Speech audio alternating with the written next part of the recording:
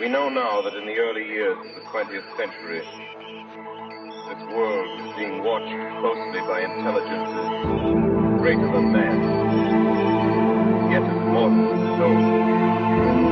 We know now that as human beings busy themselves about their various concerns, were scrutinized and studied, and so that this narrowly the man with a microscope might scrutinize the transient creatures, form and multiply in a drop of water.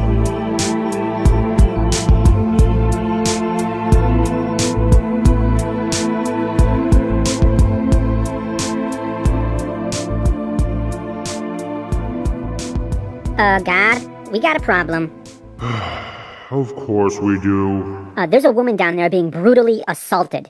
Jeffrey, there's always someone being assaulted, or raped, or murdered. There's always someone suffering from a disease or dying in an accident. This stuff is nothing new, Jeffrey.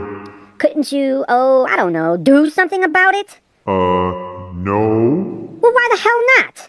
Simple. I want my creation to be free, Jeffrey. True freedom of choice means having the ability to choose to do evil things. And diseases and accidents, they may seem bad, sure, but through these tribulations and hardships, people can become stronger. You can't appreciate the good without knowing the bad.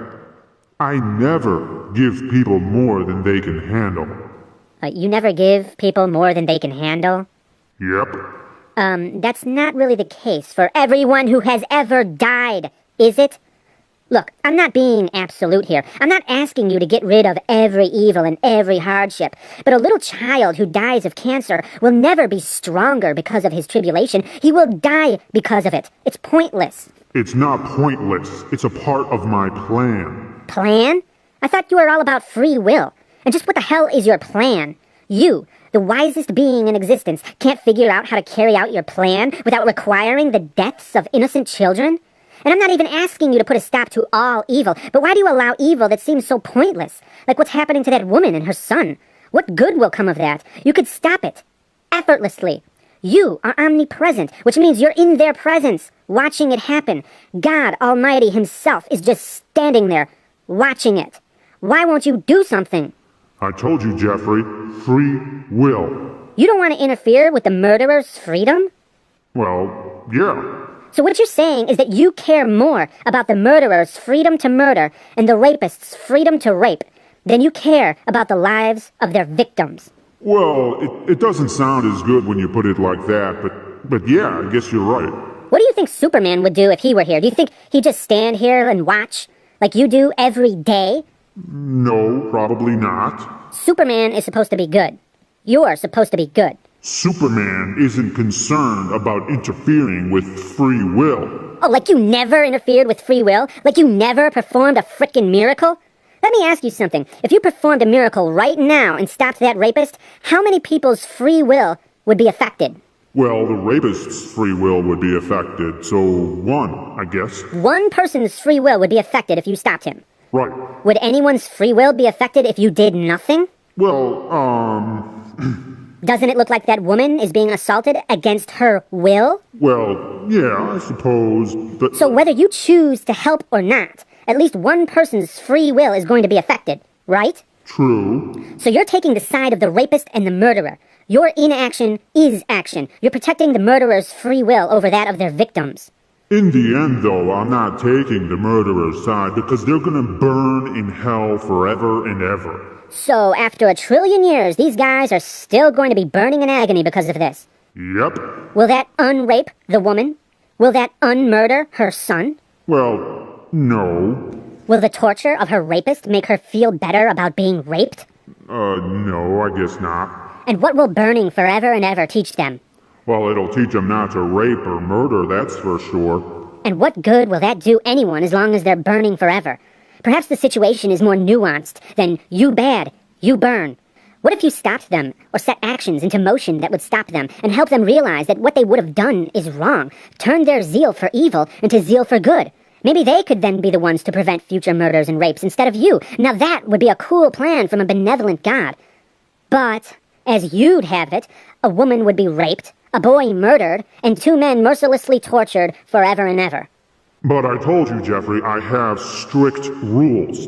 I shall not interfere. Okay, that sure as hell didn't stop you in the old days. Before video cameras existed, you were parting the Red Sea, ordering people to do all kinds of shit, turning people into pillars of salt. Okay, we get it, Jeffrey. I mean, Jesus was walking on frickin' water and curing leprosy just to prove he was the Son of God. Which, if you think about it, doesn't actually prove jack shit. I said we get it already, Jeffrey. The point is, you didn't really give a shit about people's free will back then, did you? Well, okay. You see, after Jesus came... Oh, don't give me that after Jesus shit. People are constantly attributing miracles to you.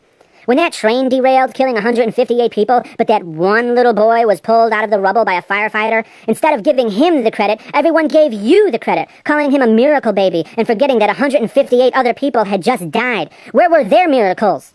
Actually, Jeffrey, that was a miracle. I did that one to keep up my image. You know, every cloud has to have its silver lining. Really?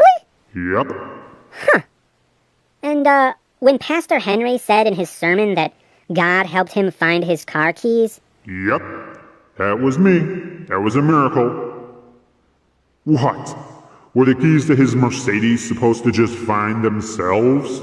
And, when 2-year-old Benny Smith died of cancer? I work in mysterious ways. What about when Tom Anderson survived being shot in the head by a mugger? Oh, I saved him. That was a miracle. And when Nicole Jones didn't survive being shot in the head by a mugger? I won't interfere with free will. Okay, stop right there. You didn't just spot the problem. You don't see anything wrong with your consistency here? Huh. Wait a minute.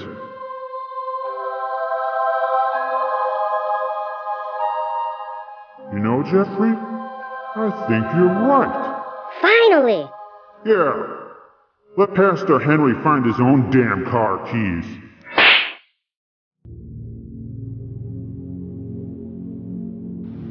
In order to believe the Christian message, you have to believe this, that those 100,000 years, people were born, died, usually, many of them, in childbirth, either the mother or the child. Life expectancy, perhaps 20 years, 25. Died of microorganisms they didn't know existed. Genesis doesn't mention them because the people who write Genesis don't know there are microorganisms. Earthquakes would have been terrifying. Tsunamis, volcanoes, mysterious events. War and famine superimposed on this. You can all fill out this picture for yourselves, I'm sure. That was our life. For tens of thousands of years, on and on it went. Maybe a gradual upward curve of a sort. We seem to have made some progress, very painfully, and with infinite suffering and labor, and with our solidarity still intact.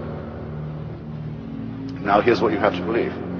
You have to believe that heaven watched that for 98,000 years.